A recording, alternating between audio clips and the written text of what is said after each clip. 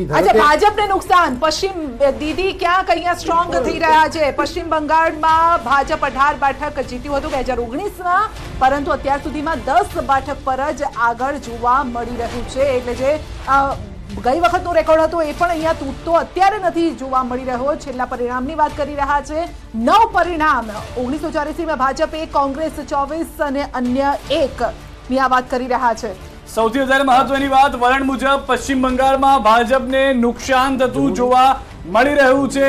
2019માં જે આંકડો હતો તેનાથી વધારે જવાની વાત ભાજપે કરી હતી, પરંતુ જે થતું નથી જોવા મળી રહ્યું। અને સૌથી વધારે ચિંતાજનક વાત દેશમાંથી એ છે કે ભાજપ જે છે તે ભલે 6 બેઠક અત્યાર સુધી જીતી ચૂક્યું હોય, પરંતુ 284 બેઠક ઉપર જ આગળ ચાલી રહ્યું છે। એનડીએ સાથે મળીને ભાજપ એકલા 237 બેઠક પર આગળ ચાલી રહ્યું છે, પરંતુ ગુજરાતે મોદીની લાજ રાખી છે। ગુજરાતે બાકીના રાજ્યોમાં રસાકસી ભલે જોવા મળે। સૌથી મોટા સમાચાર, જ્ઞાનીબેન ફરી એક વખત આગળ નીકળી ગયા છે। ભાજપને પાછળ છોડી દીધું છે ફરી એક વખત। વધુ એક બેઠક કોંગ્રેસ માટે ખુશીના સમાચાર લઈને આવશે કે કેમ તે વાત છે। રેખાબેન પાછળ રહી ગયા છે।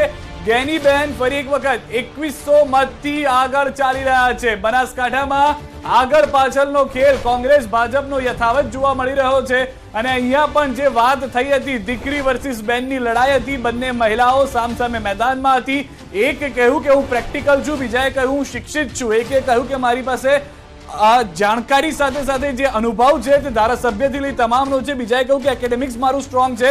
પરંતુ આ હાલમાં જે જનતા મત આપી રહી હોય તેમાં પણ જનતા પણ કન્ફ્યુઝનમાં મત આપ્યા હોય તેવું છે, કારણ કે સંધ્યા એક જગ્યાએ મત આવે છે, રેખાબેન આગળ થઈ જાય છે, બીજી પેટી ખુલે છે, જ્ઞાનીબેન આગળ થઈ જાય છે। જી, આ સાથે જ અમિત શાહ 6 લાખ મતથી અત્યારે આગળ, 8 લાખની લીડ જે હિતેન્દ્રભાઈ કહી રહ્યા હતા, બસ હવે તેને